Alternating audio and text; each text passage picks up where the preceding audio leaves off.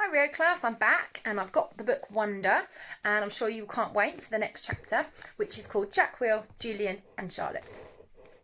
We followed Mr. Tishman into a small room across from Mrs. Garcia's desk. He was talking as he closed the door to his office and sat down behind his big desk, though I wasn't really paying much attention to what he was saying. I was looking around at all the things on his desk, cool stuff, like a globe that floated in the air and a Rubik's type cube made with little mirrors. I liked his office a lot. I liked there were all these neat little drawings and paintings by students on the walls, framed like they were really important. Mum sat down on a chair in front of Mr. Tishman's desk, and even though there was another chair right next to hers, I decided to stand beside her. "Why do you have your own room and Mrs. G doesn't?" I said. "You mean, why do I have an office?" Mr. Tishman said. "Oh, I thought you said she runs the place," I said. "Oh, well, I was kind of kidding. Mrs. G is my assistant. Mr. Tishman is the director of the middle school," Mum explained. "Do they call you Mr. T?" I asked, which made him laugh. "Do you know who Mr. T is?" he answered. "I pity the fool," he said, in a funny, tough voice, like he was intimidating someone, but I had no idea what he was talking about. Anyway, no," said Mr. Tishman, shaking his head. "No one calls me Mr. T. Though I have a funny feeling that I'm called a lot of other things that I don't know about. Let's face it, a name like mine isn't easy to live with, if you know what I mean." Here, I have to admit, I totally laughed, because I knew exactly what he meant. "My mum and dad had a teacher called Miss Butt," I said. "Augie," said Mum, but Mr. Tishman laughed. "Now that is bad," said Mr. Tishman, shaking his head. "I guess I shouldn't complain then. Hey, so listen, August, here's what I thought we could do today." "Is that a pumpkin?" I said, pointing to a framed painting behind Mr. Tishman's desk. "Augie, sweetie, don't interrupt," said Mum. "You like it?" said Mr. Tishman, turning around and looking at the painting. "I do too." And I thought it was a pumpkin too, until the student who gave it to me explained that it's actually not a pumpkin. It is. You ready for this? A portrait of me. Now, August, I ask you, do I really look that much like a pumpkin? "No," I answered, though I was thinking actually yes. Something about the way his cheeks puffed out when he smiled made him look like a jack-o'-lantern. Just as I thought that, it occurred to me how funny it was. Cheeks. Mr. Tishman. And I started laughing a little. I shook my head and covered my mouth with my hand. Mr. Tishman smiled, like he could read my mind. I was just about to say something else, but then all of a sudden I heard other voices outside the office. Kids' voices. I'm not exaggerating when I say this, but my heart literally started beating like I had run the longest race in the world. The laughter I had inside me just poured out. The thing is, when I was little, I never minded meeting new kids because all the kids I met were really little too. That's cool about really little kids, that they don't say stuff to try and hurt your feelings, even though sometimes they do say stuff that hurts your feelings. They don't mean to. They don't actually know what they're saying. Big kids, though, they know what they're saying. And that is definitely not fun for me. One of the reasons I grew my hair long last year was that I like how it hangs over and covers my eyes. It helps me to block out the things I don't want to see. Mrs. Garcia knocked on the door and poked her head inside. "They're here, Mr. Tishman," she said. "Who's here?" I said. "Thanks," said Mr. Tishman to Mrs. Garcia. "August, I thought it would be a good idea for you to meet some of the students who'll be in your homeroom this year. I figured that they could take you around the school a bit, show you the lay of the land, so to speak." "I don't want to meet anyone," I said to Mum.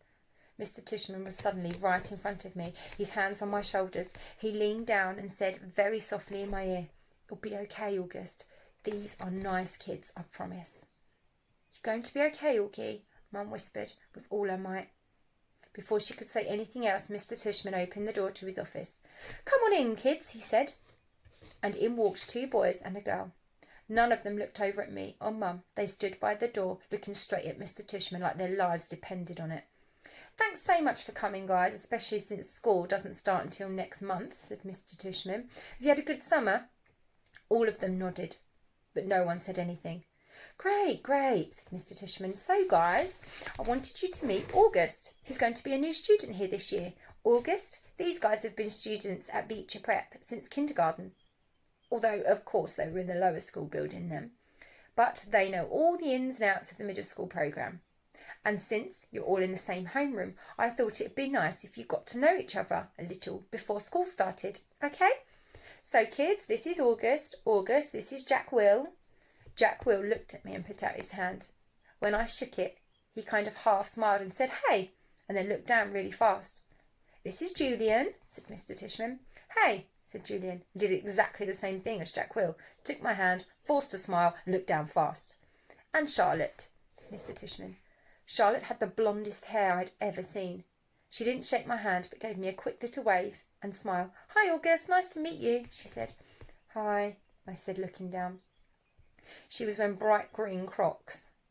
"So," said Mr. Tishman, putting out his hand together in a tight kind of clap, "what I thought you guys could do is take August on a little tour of the school. Maybe you could start on the 3rd floor. That's where your homeroom class is going to be. Room 301, I think. Mrs. G is room 301. Mrs. Garcia called from the other room. Room 301. Mr. Tishman nodded. "And then you can show August the science labs and the computer room. Then work your way downstairs to the library and the performance space on the 2nd floor. Take him to the cafeteria, of course." "Should we take him to the music room?" asked Julian. "Yes, good idea, yes," said Mr. Tishman. "August, do you play any instruments?" "No," I said. It wasn't my favourite subject on account of the fact that I don't really have ears. Well, I do, but they don't really look like normal ones. "Well, you may enjoy seeing the music room anyway," said Mr. Tishman. "We have a very nice selection of percussion instruments."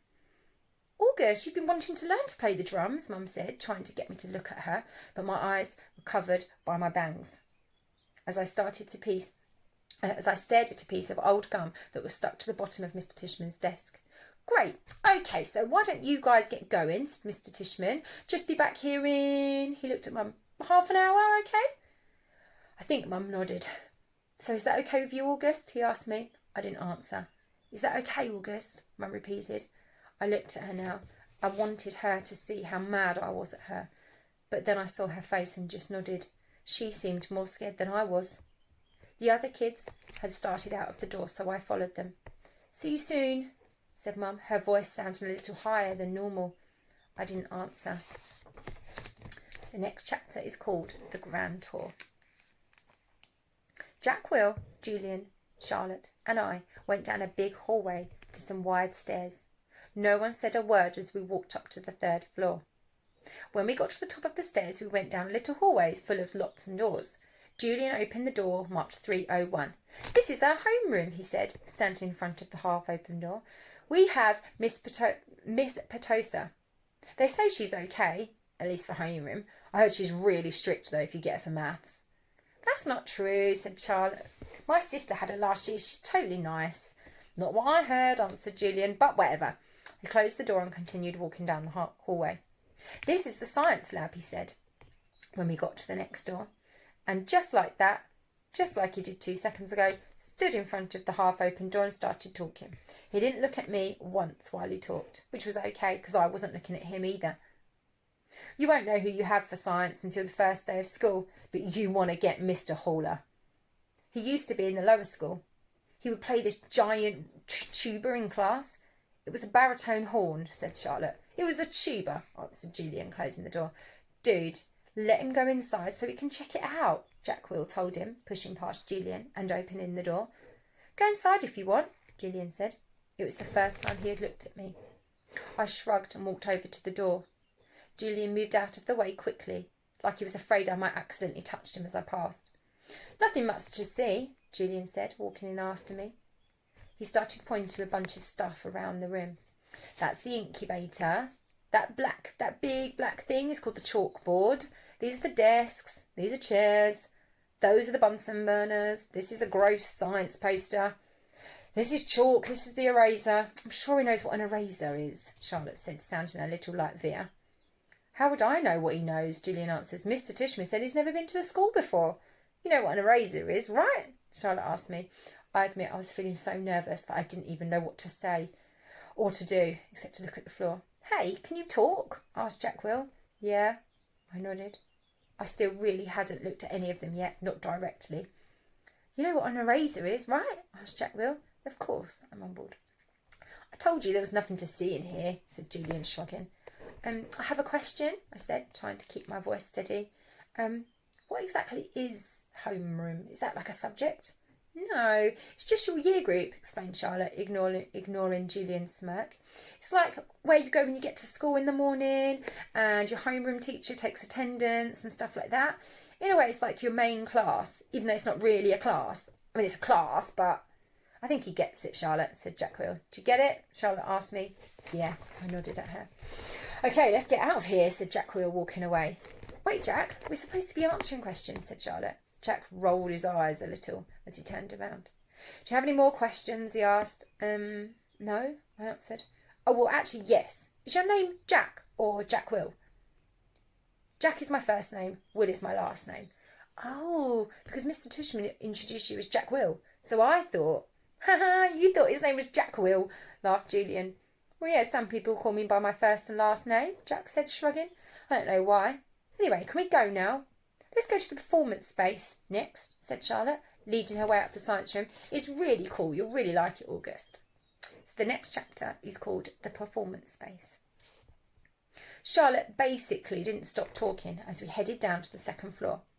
She was describing the play they'd put on last year, which was Oliver. She played Oliver even though she's a girl. As she said this, she pushed open the double doors to a huge auditorium. At the other end of the room was a stage. Charlotte started skipping towards the stage. Julian ran after her, and then they turned halfway down the aisle. Come on, he said loudly, waving for me to follow him, which I did.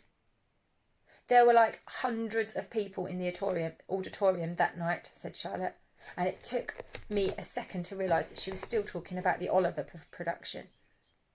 I was so nervous. I had so many lines and I had all these songs to sing and it was so hard.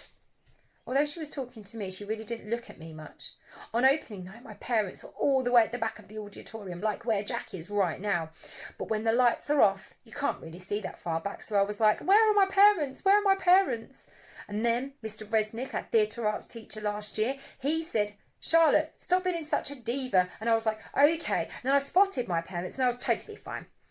I didn't forget a single line. While she was talking, I noticed Julian staring at me out of the corner of his eye. This is something I see people do a lot with me. They think I don't know they're staring, but I can tell from the way their heads are tilted. I turned around to see where Jack had gone to. He had stayed at the back of the auditorium like he was a bit bored. We'd put on a play every year, said Charlotte. I don't think he's going to want to be in the school play, Charlotte, said Julian sarcastically. You can be in a play without actually being in the play, Charlotte answered, looking at me. You can do the lighting, or you can paint the backdrops.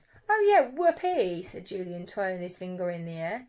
But you don't have to take theatre arts elective if you don't want to, Charlotte said, shrugging. There's dance, or chorus, or band, there's leadership. Only dorks take leadership, Julian interrupted. Julian, you've been so obnoxious, said Charlotte, which made Julian laugh. I'm taking the science elective, I said. Oh, cool, said Charlotte. Julian looked directly at me. The science elective is supposedly the hardest elective of all, he said. No offence, but if you've never ever been to school before, why do you think you're suddenly going to be smart enough to take the science elective?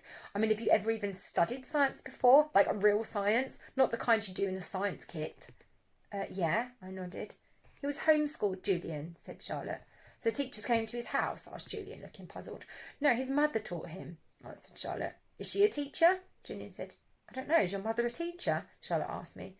No, I said. So she's not even a real teacher, said Julian, as if that proved his point. That's what I mean. How can someone who's not had a real teacher actually have been taught science? I'm sure you'll do fine, said Charlotte, looking at me. Let's go to the library now, Jack called out, sounding really bored. Why is your hair so long? Julian said to me. He sounded like he was annoyed about it. I didn't know what to say, so I just shrugged. Can I ask you a question? He said. Shrugged again. Did he just ask me a question? Oh, what's the deal with your face? I mean, were you in a fire or something? Julian, that's so rude, said Charlotte. I'm not being rude, said Julian. I'm just asking a question. Mr. Tushman said we can ask questions if we want to. Not rude questions like that, said Charlotte. Besides, he was born like that. That's what Mr. Tushman said. You just weren't listening. I was so listening, said Julian. I just thought maybe he was in a fire too. Jeez, Julian, said Jack. Just shut up. You shut up, Julian yelled. Come on, August, said Jack. Let's go back to the library already. I walked towards Jack and followed him out of the auditorium. He held the double doors open for me, and as I passed by, he looked at me right in the face, kind of daring me to look back at him, which I did. Then I actually smiled. I don't know. Sometimes when I have a feeling like that, like I'm almost going to cry, it turns into an almost laughing feeling. And that must have been the feeling I was having then, because I smiled, almost like I was going to giggle. The thing is, because of the way my face is, people who don't know me very well don't always get that I'm smiling. My mouth doesn't go up at the corners the way other people's mouths do. It just goes straight across my face. But somehow Jack Will got that I smiled at him, and he smiled back. "Gillian's a jerk," he whispered before Gillian and Charlotte reached us. "But dude, you're gonna have to talk." He said this seriously, like he was trying to help me. I nodded as Gillian and Charlotte caught up to us. We were quiet for a second, all of us, just kind of nodding, looking at the floor. Then I looked at Gillian. "The word supposedly, by the way," I said. "What are you talking about?" "You said supposedly before," I said. "I did not." "Yeah, you did," Charlotte nodded. "You said the science elective is supposedly really hard. I heard you." "I absolutely did not," insisted. "Whatever," said Jack. "Let's just go." "Yeah, let's just go," agreed Charlotte, following Jack down the stairs onto the next floor. I started to follow her, but Gillian cut right in front of me, which actually made me stumble backwards. "Oops, sorry about that," said Gillian. But I could tell from the way he looked at me that he wasn't really sorry at all. Right, we're going to have to wait now for the next chapter. The next one is called The Deal, and I'll read it to you again next time. See you later, Rio, and I'll see you soon.